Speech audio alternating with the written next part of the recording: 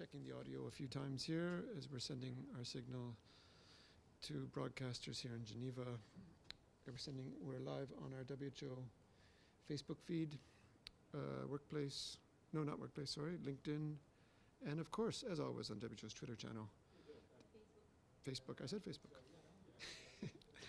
Twitter, where we almost always broadcast our press conferences. So it's probably the best place. And also, if anything ever goes wrong with the audio, don't forget, you can always tune in on these other channels and then possibly ask your questions through the bridge, through the Zoom. So please stand by from Geneva for the virtual press conference from WHO, starting in approximately 20 minutes from now. Until that point, you will not hear any sound.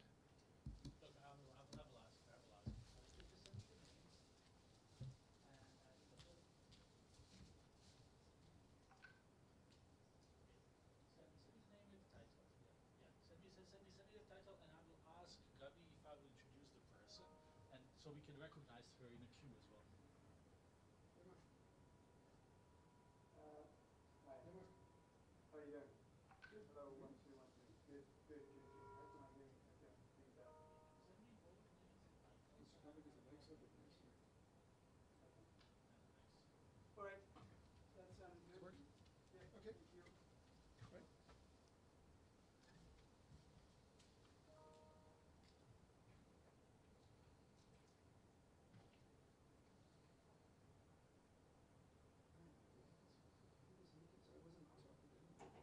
Very good.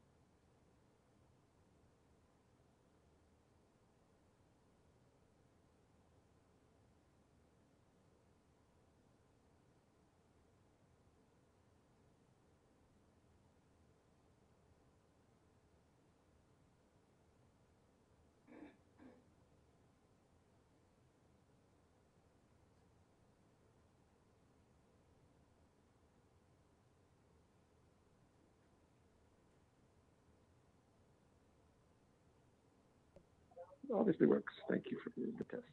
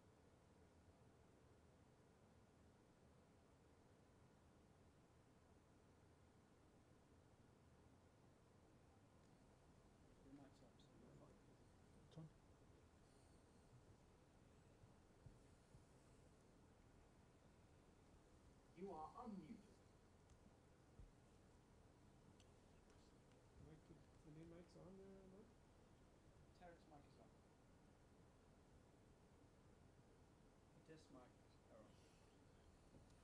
Thank you. You're live.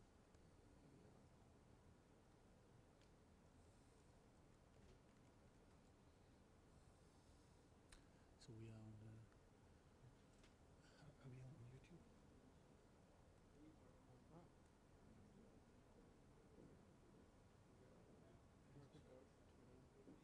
LinkedIn Yes. and YouTube, Chris. Okay, YouTube, Twitter, and LinkedIn. LinkedIn and Facebook. Facebook. So forth. Yeah.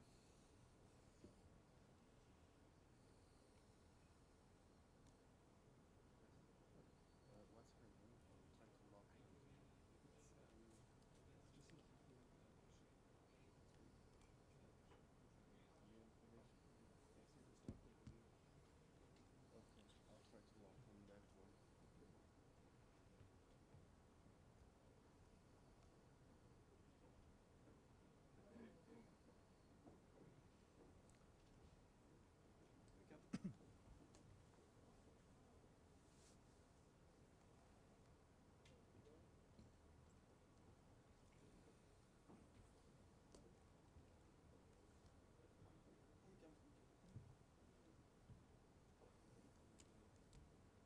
Yeah, so we have to be faster with the. Yeah.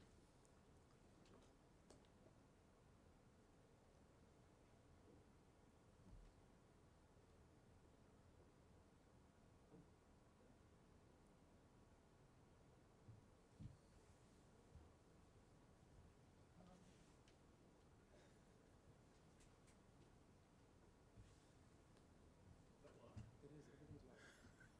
We're the only ones now.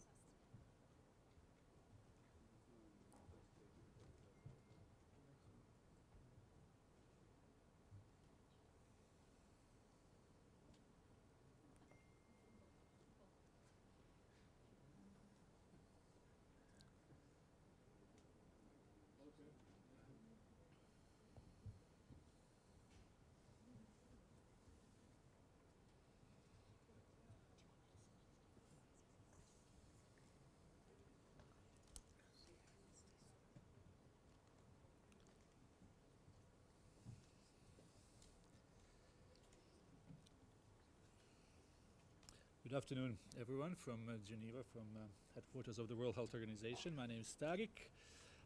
We are here for our regular press conference on COVID-19. Today is a little bit special because we don't have a journalist here in the room. And this is because WHO is conducting a simulation on teleworking today. So we don't know whether the situation will continue next week or we will have journalists back in the room. We will inform you on that. But right now, we will be joined by journalists who are online, watching us through Zoom, and they can ask questions by clicking raise hand. And those who are dialing in, and they can press *9. We have also a couple of guests today that I would like to acknowledge and who may be asked to also help us with the topic that we will discuss. We have here in the room Dr. Gaudens Silberschmidt, who is a WHO Director for Health and Multilateral Partnerships. And we have online, and we are welcoming Elisabeth Cousins, who is a President and CEO of United Nations Foundation. We have Kate Dodson, who is a Vice President and working on global health within the UNF. And then we have, calling from Switzerland, Etienne Eichenberger, who is the President of Swiss Philanthropy Foundation.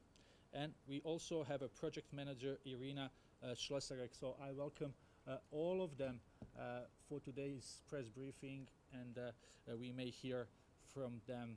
Before I give a floor to Dr. Tedros for his opening remarks, just to remind everyone that we will have a audio file available immediately and transcript hopefully tomorrow. So I'll give a floor to Dr. Tedros. Thank you, Tariq, and good afternoon, everyone. I want to start today by acknowledging that even though COVID-19 has captured the world's attention, there are still many other health issues people continue to face every single day, and that WHO is continuing to work on. Babies are still being born. Essential surgery is continuing. People still need emergency care after road traffic crashes. People still need treatment for cancer, diabetes, HIV, malaria, and many other diseases. And for all of this, we need health workers. Today, I want to send a personal and sincere thank you to every health worker around the world, especially nurses and midwives, who we are celebrating this year through the International Year of the Nurse and the Midwife. You do a heroic job. We know that this crisis is putting a huge burden on you and your families. We know you're stretched to the limit. You have our admiration, our respect, and our commitment to doing everything we can to keep you safe and enable you to do your job. More than 132,000 cases of COVID-19 have now been reported to WHO from 123 countries and territories. 5,000 people have lost their lives, a tragic milestone.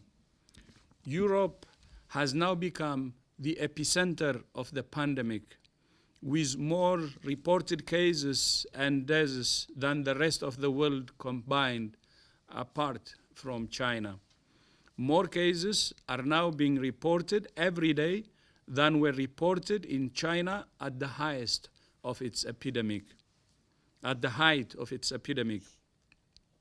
I will repeat this one. More cases are now being reported every day than were reported in China at the height of its epidemic. We're encouraged that many countries are now acting on the 8 pillars of WHO's strategic preparedness and response plan. Most countries now have a national plan. Most are taking a multi-sectoral approach, and most have laboratory testing capacity. WHO has evidence-based guidance that every country can use according to each of the 8 pillars. And we're continuing to support countries to prepare and respond. We have shipped supplies of personal protective equipment to 56 countries, and we're shipping to a further 28 countries. And we have sent almost 1.5 million diagnostic tests to 120 countries. Our message to countries continues to be, you must take a comprehensive approach.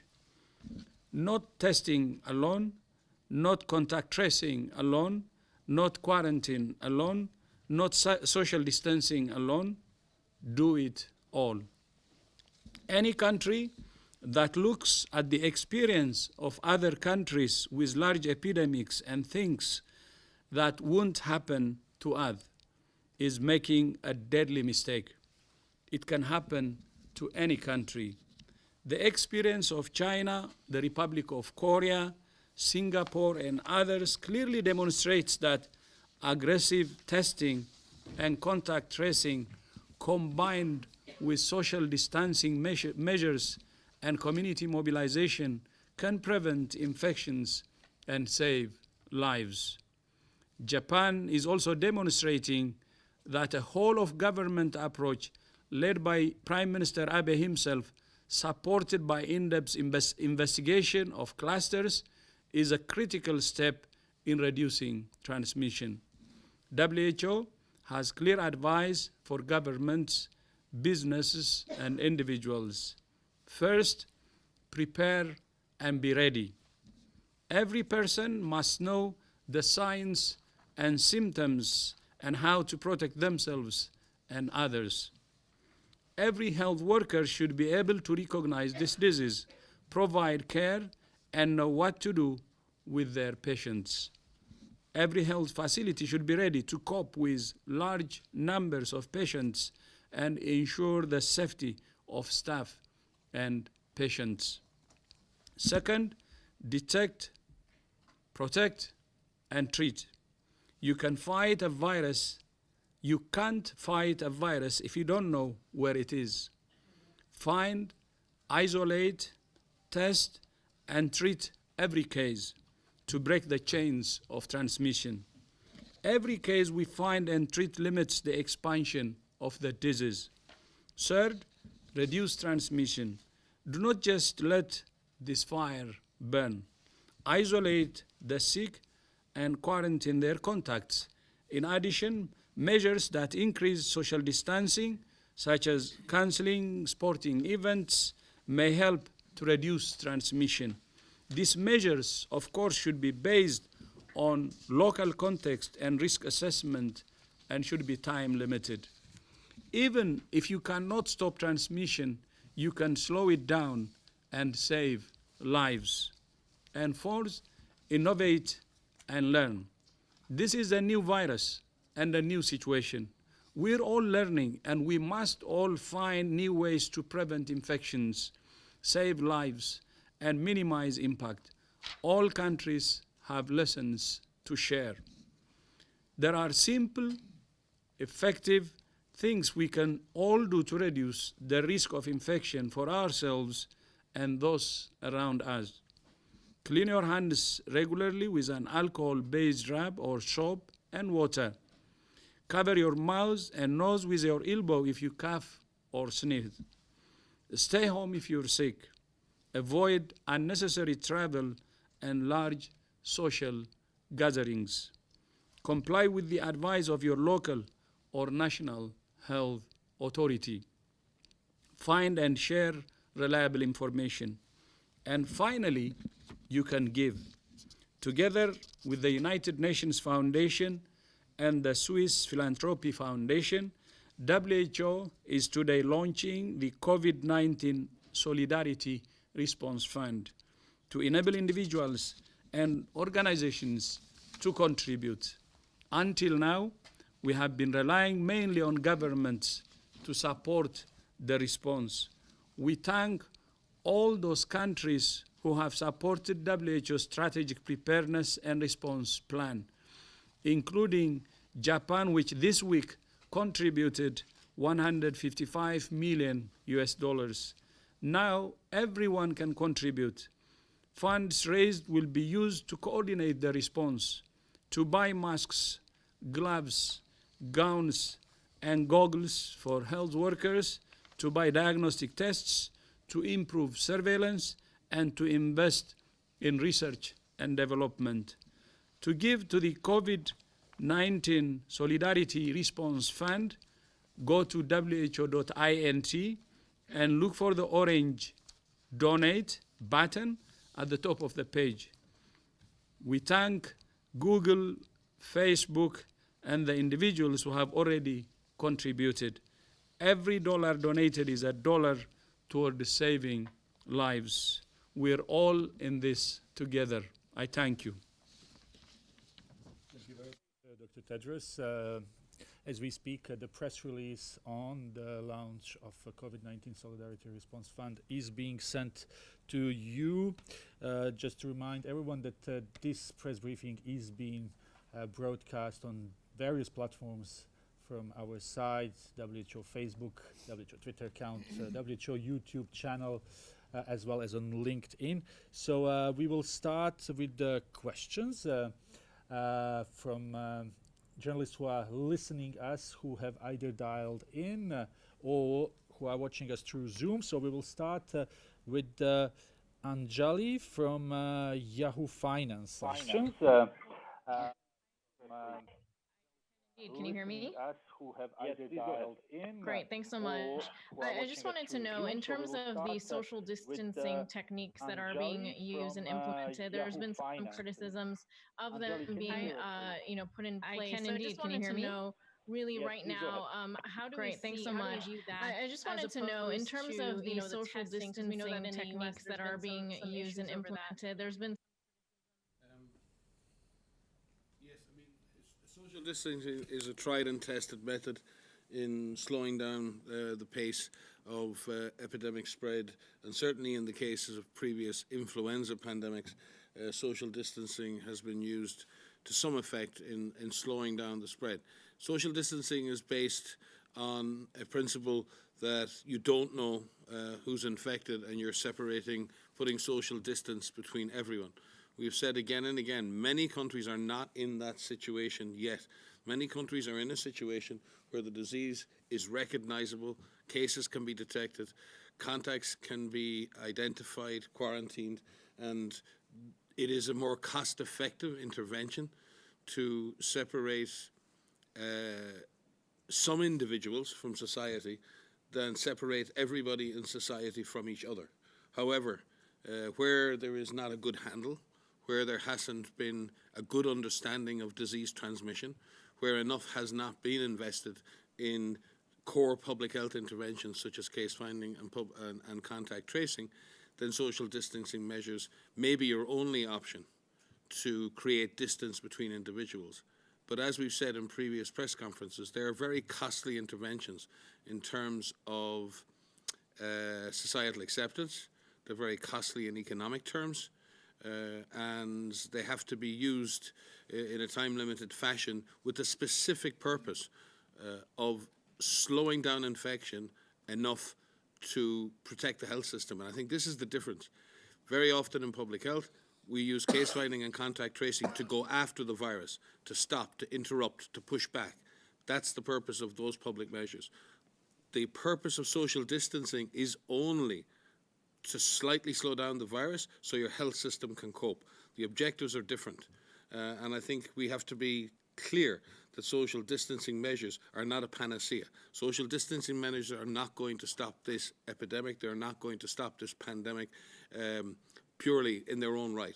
And if countries want to really turn this around, for those countries that are in a position to do that, and it's been clearly demonstrated in other places, then investing back in a measured, comprehensive strategy, as Dr. Tedros has referred to it so many times, of trying to still do the kind of case finding, contact tracing, isolation to push the virus back.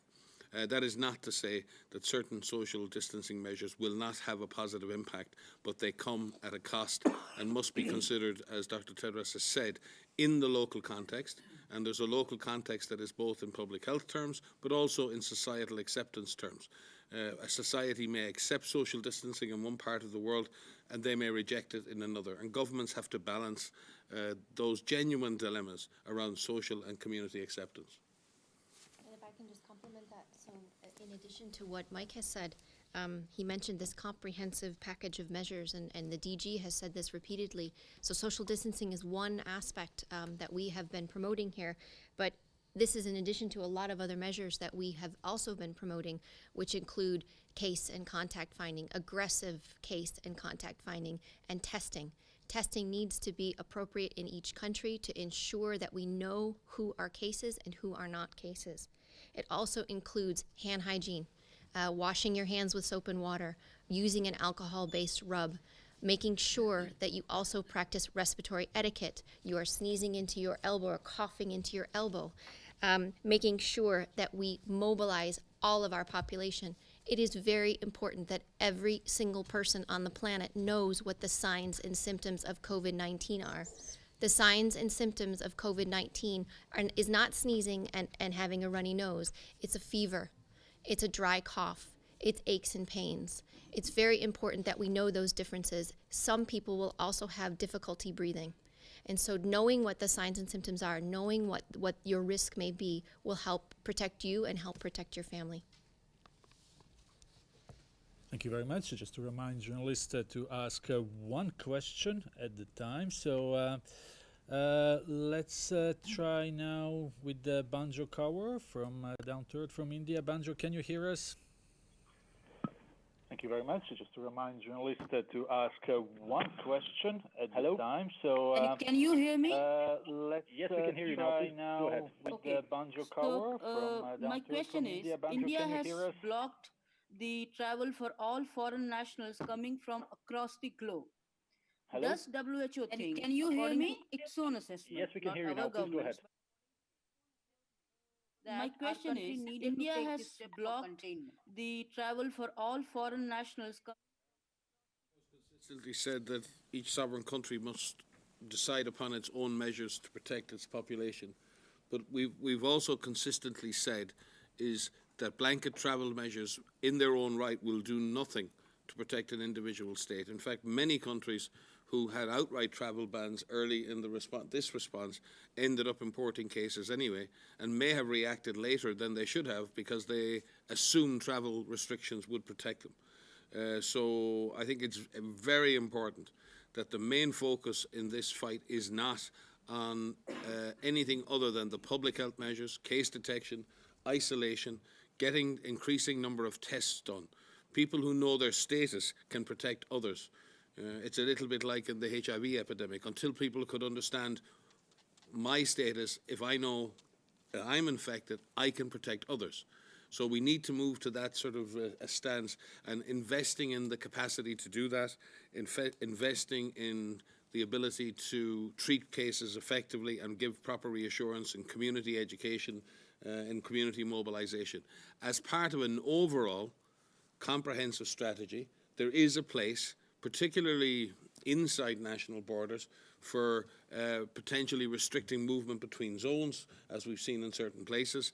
But there is rarely justification for blanket bans, unless, of course, the context and the risk defines that. So it's difficult for us to comment on the individual action of an individual nation. We would have to fully understand the risk assessment and the vulnerability assessment that was carried out in India.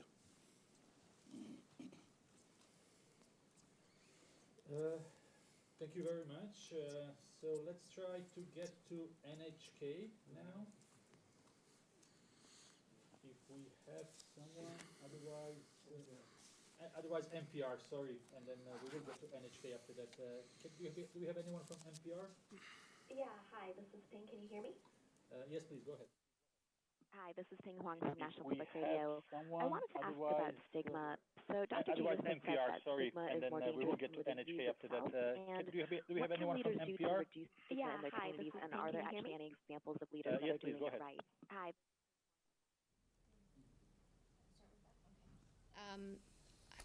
I think there's something everyone can do to battle against stigma. You know, to educate yourself about what this virus is, where it's circulating. No one is at fault for getting infected with this virus. We need to help each other as best we can. We see many examples of countries helping each other within their own populations, whether this is providing some support to families who have infected cases, providing support to families who have members who are in quarantine, providing support to healthcare workers who are working on the front line, bringing them groceries or helping them clean their homes. And we need to all stand up to stigma. We need to stand up to people who are pointing out that someone may be at fault for being from a certain country. This absolutely should not be tolerated in any form. And we do see many good examples of it, and we need to make sure that we promote that. But everyone has a responsibility here to do the right thing and to help each other out during this difficult time. If I could add, because there's another word that goes with stigma, and that is exclusion. And there are two processes here. One is, as Maria has very well explained, the issue of stigma associated with the disease or profiling according to that. But there's also something we need to avoid. We've been speaking very much about those who are vulnerable in our societies. And that vulnerability is very important to deal with. But when we speak about that vulnerability, we cannot forget migrants. We cannot forget undocumented workers. We cannot forget prisoners in prisons. They may be serving sentence, but they deserve no less protection under the law than others. So when we talk about stigma, we also need to really look carefully at exclusion.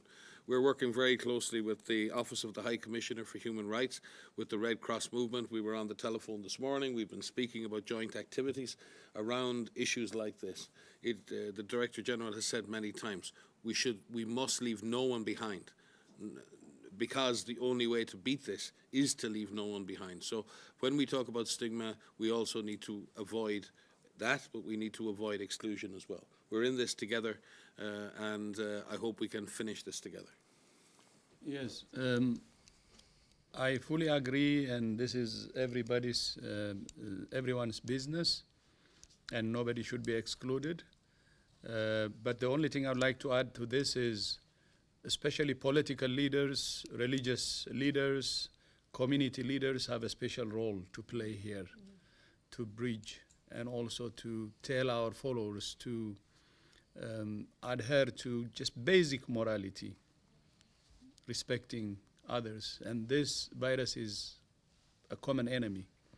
So I would expect and call upon all political leaders, religious leaders, and community leaders to play a bigger role here.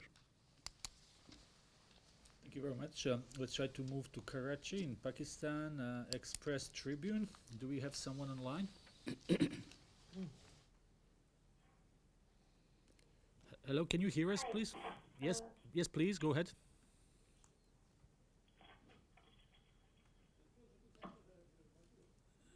Hello, we can. Yes, we can hear you. Hi, I'm Nihal here. Yes, we can hear you. Please go ahead. Hi, I'm Nihal here from the Express Tribune. Okay, welcome, please. My question is, what does the epidemiological outlook in Pakistan look like in the near future? Thank you very much.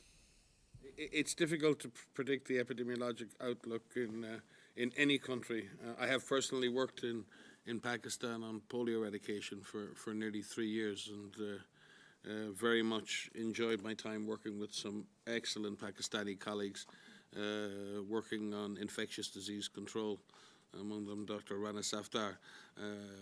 So I think there's a great capacity in Pakistan, there's a great public health capacity, but there are also great challenges.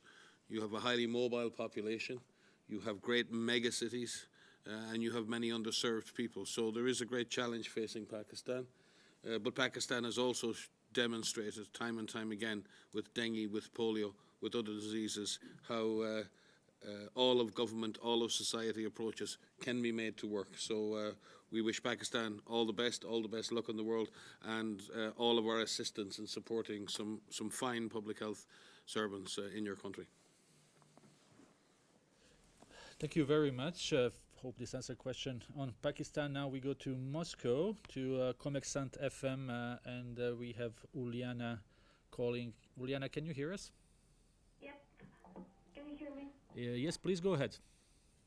Well, my questions are, when do you think the COVID-19 will peak in the world? And given that the vaccine has not yet been developed, does WHO have any recommendations about drugs or medications that can be effective in the treatment process? Thank you very much. So the first question is, when will this peak in the world? That's a very good question, and I'm sure everyone has that on their mind. One thing we are not able to do is to predict what will happen. What we need to do is prepare for any scenario. And the trajectory of this pandemic, the trajectory of each epidemic in each country is dependent on the actions of each country. So what we have seen in several countries in Asia, we've seen them tackle this virus, be aggressive in their approach in terms of finding their cases and contacts, and have this comprehensive approach that we've discussed previously, mobilizing their workforce, having an all-of-government, all-of-society approach. We've seen them turn the corner.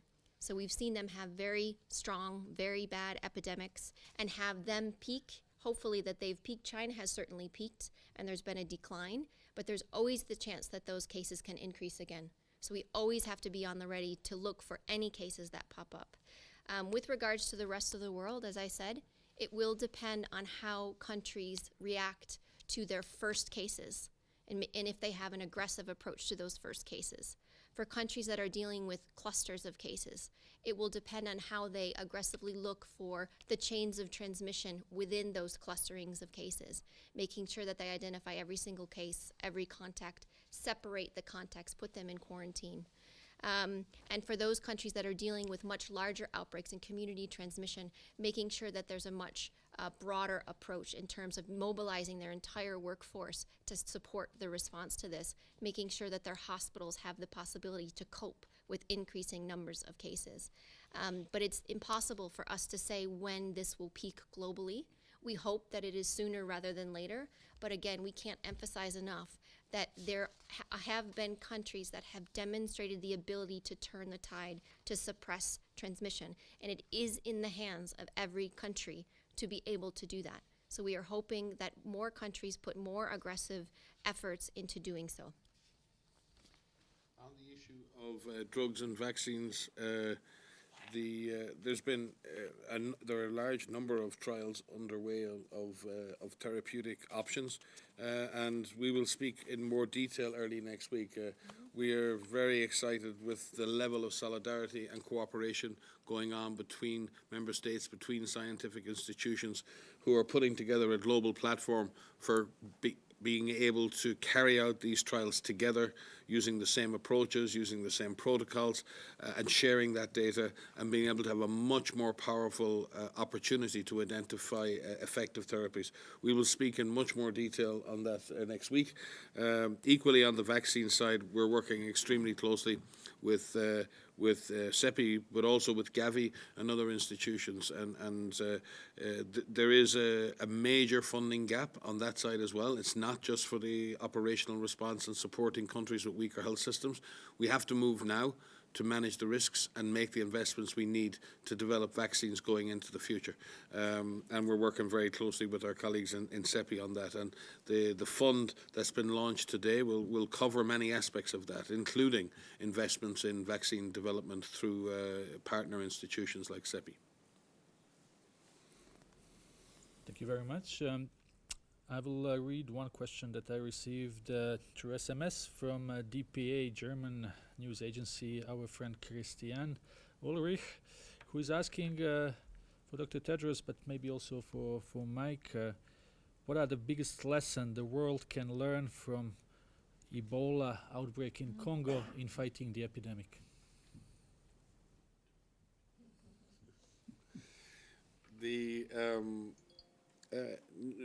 It's difficult. Sometimes we over-extrapolate from one event to the other, and sometimes we don't learn enough lessons and we don't adapt enough. I think what we've learned in Ebola outbreaks is you need to react quickly. You need to go after the virus. You need to stop the chains of transmission. You need to engage with communities very deeply. Community acceptance is hugely important. You need to be coordinated. You need to be coherent. You need to look at the other sectoral impacts, the schools and security and economic. So it's essentially many of those same lessons. But the lessons I've learned after so many Ebola outbreaks in my career are: be fast, have no regrets. You must be the first mover. The virus will always get you if you don't move quickly. And you need to be prepared. And I say this, one of the great things in emergency response, and anyone who's involved in emergency response will know this, if you need to be right before you move, you will never win. Perfection is the enemy of the good when it comes to emergency management. Speed trumps perfection. And the problem in society we have at the moment is everyone is afraid of making a mistake. Everyone is afraid of the consequence of error. But the greatest error is not to move. The greatest error is to be paralyzed by the fear of failure. And I think that's the single biggest lesson I've learned in Ebola responses in the past. We will move on. If we may try to get NHK this time around. NHK? NHK, can you hear us? I think it's Shoko who is online.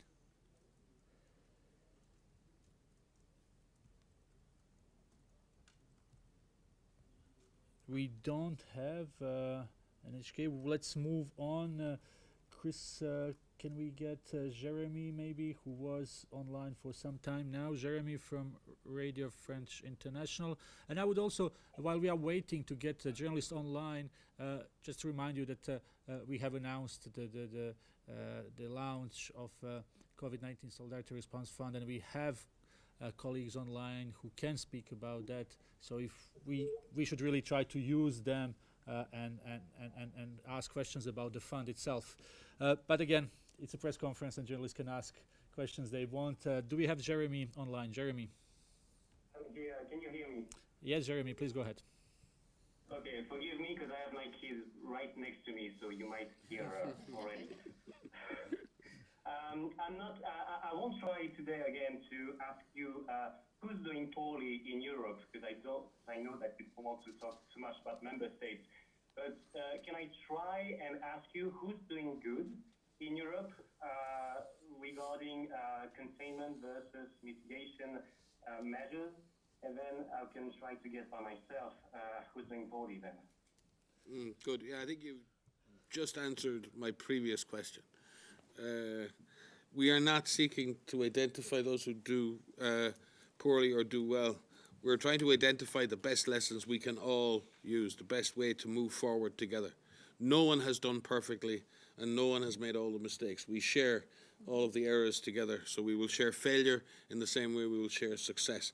So if one person makes an error in a team, do you blame the person or the team? Are we a team at global level? We are. Are we a team at national level? We should be. Are we a team at community level? We should be. So we won't break from that. If we have tough discussions, we will have them directly with our member states and with those governments. If I can add something, I'm not going to answer that direct question, but I want to say something that if there are countries that are starting to identify cases and starting to identify large numbers of cases because they're looking, because they're doing aggressive case and contact finding, they shouldn't be punished from that. It's really important that we support countries in doing the right measures, and sometimes that's going to mean that case numbers are going to increase. And in many countries, it's going to get worse before it gets better. And so I just urge everyone to take caution with that, and that these numbers are going to increase. So please look for cases, please do testing and find those cases, and so we can turn the tide. And if you want to evaluate any institution or governmental approach, ask the questions the Director General asked. Is every member of society know what to do? Does every member of society informed?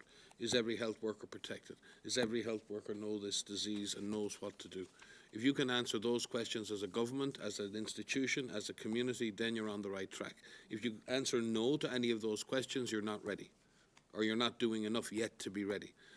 So I would point you back to the text of Tedros' speech. The text will be shared with the audio file in a couple of minutes after we finish the briefing, and we will finish soon. We have a time for 2 more questions. We will start with Joanne from Meetings Today. We didn't have anyone from Meetings Today before, so Joanne, welcome. Can you hear us? Yes, thank you, I appreciate it.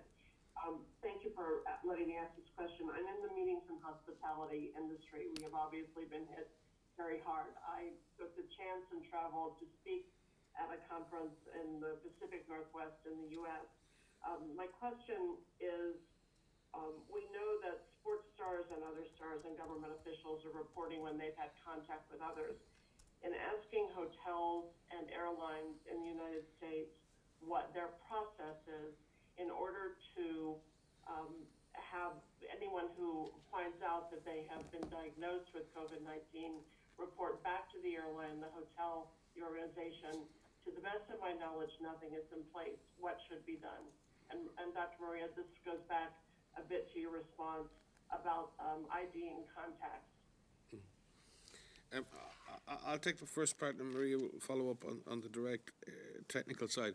If the strategy is about case finding and contact tracing and truly focused on containment, then any institution that was in the pathway of that person should be informed, because there are potentially other contacts in that circumstance. So no question in that regard. In a mitigation strategy, nobody is, very often, people stop looking for those direct contacts and direct individual risks.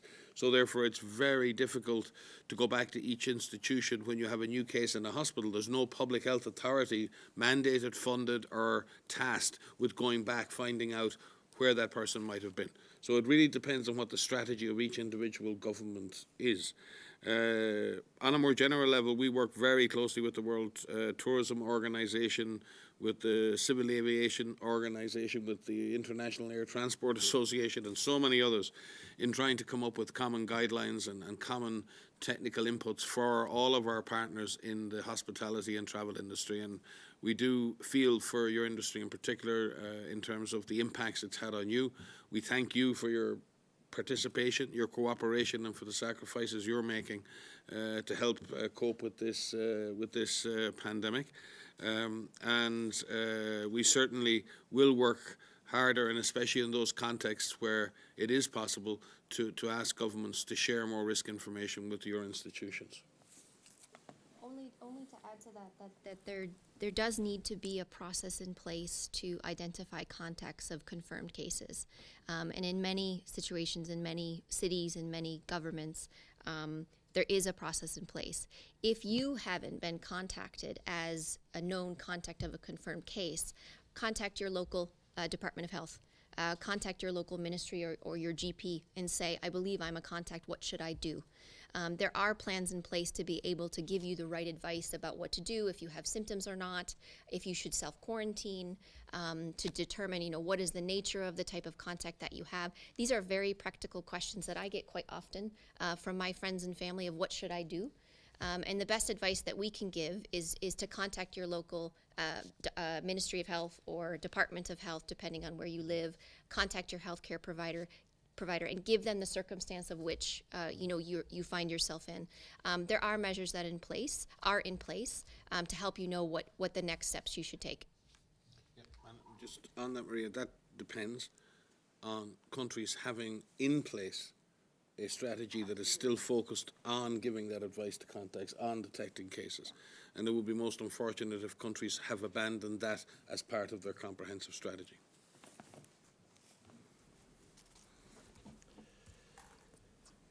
Thank you very much. As we are getting near the end, maybe we can call on our guest online from UN Foundation. If we can connect with Ms. Cousins.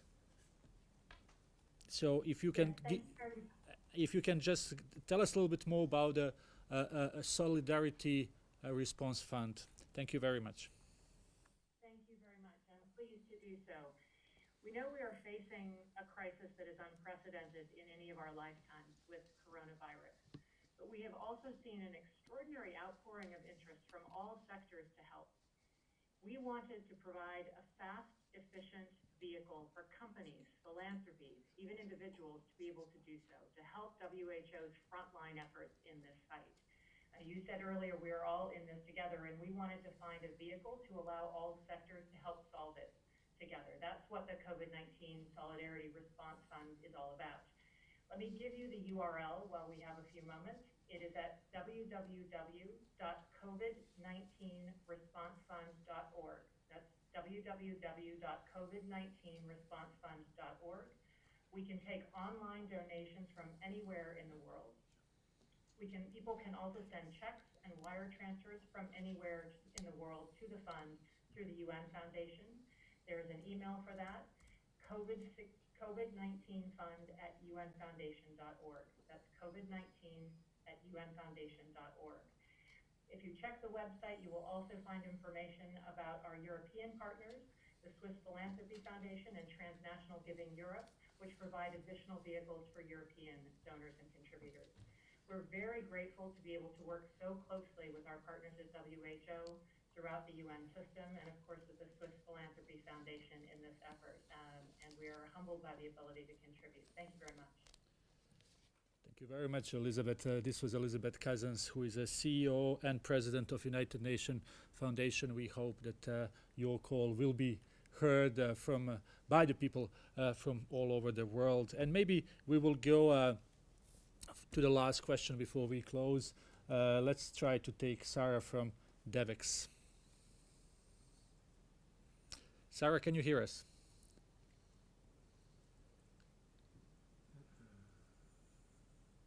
Hello, do we have Sarah from DEVEX online? If not, then we will conclude here. Well,